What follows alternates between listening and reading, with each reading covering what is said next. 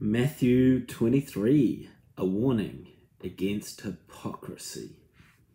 When Jesus said to the crowds and to his disciples, "The teachers of the law and the Pharisees sit in Moses' seat. So you must be careful to do everything they tell you. But do not do what they do, for they do not practice what they preach. They tie up heavy, cumbersome loads and put them over other people's shoulders, but they themselves are not willing to lift a finger to move them. Everything they do is done for people to see. They make their phylacteries wide and the tassels on their garments long. They love the place of honor at banquets and the most important seats in the synagogues. They love to be greeted with respect in the marketplaces and to be called rabbi by others. But you are not called rabbi, for you have one teacher, and you are all brothers. And do not call anyone on the earth Father, for you have one Father, and he is in heaven. Nor are you to be called instructors, for you have one instructor, the Messiah. The greatest among you will be the servant. For those who exalt themselves will be humbled, and for those who humble themselves will be exalted." 7 woes on the teachers of the law and the Pharisees. Woe to you, teachers of the law and Pharisees, you hypocrites! You shut the door of the kingdom of heaven in people's faces. You yourselves do not enter, nor will you let those enter who are trying to. Woe to you, teachers of the law and the Pharisees, you hypocrites! You travel over land and sea to win a single convert, and when you have succeeded, you make them twice as much a child of hell as you are.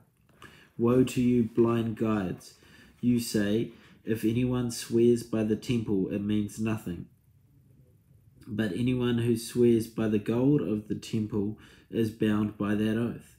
You blind fools! Which is greater, the gold or the temple that makes the gold sacred?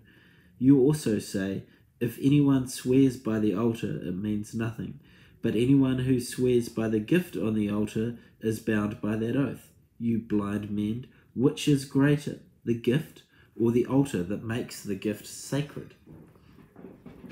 Therefore, anyone who swears by the altar and swears by it and by everything on it, and anyone who swears by the temple and swears by it and by the one who dwells in it, and anyone who swears by the heaven swears by God's throne and by the one who sits on it. Woe to you, teachers of the law and Pharisees, you hypocrites! You give 1/10 of your spice, mint, dill, and cumin, but you have neglected the more important matters of the law: justice, mercy, and faithfulness. You should have practiced the latter without neglecting the former, you blind guides. You strain out a gnat, but swallow a camel. Woe to you, teachers of the law and Pharisees, you hypocrites! You clean the outside of the cup and dish, but the inside are full of greed and self-indulgence. Blind Pharisee, first clean the inside of the cup and the dish, and then the outside will be clean. Woe to you, teachers of the law and Pharisees, you hypocrites! You are like whitewashed tombs, which looked beautiful on the outside, but on the inside are full of the bones of the dead and everything unclean. In the same way, on the outside you appear to the people as righteous, but on the inside you are full of hypocrisies and wickedness. Woe to you, teachers of the law and the Pharisees, you hypocrites! You build tombs for the prophets and decorate the graves of the righteous, and you say, if we had all lived in the days of our ancestors, we would not have taken we would not have taken part with them in shedding the blood of the prophets. So you testify against yourselves that you are the descendants of those who murdered prophets. Go ahead then and complete what your ancestors started. You snakes, you brood of vipers, how will you escape being condemned to hell? Therefore, I am sending you prophets and sage teachers. Therefore, I am sending you prophets and sages as teachers.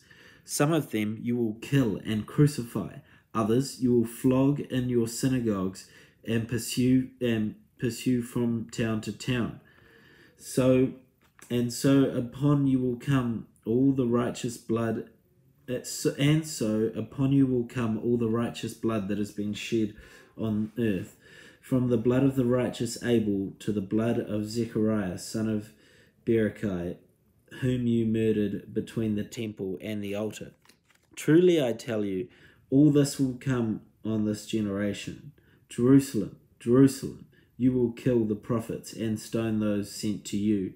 How often I have longed to gather your children together, as a hen gathers her chicks under her wing, and you were not willing.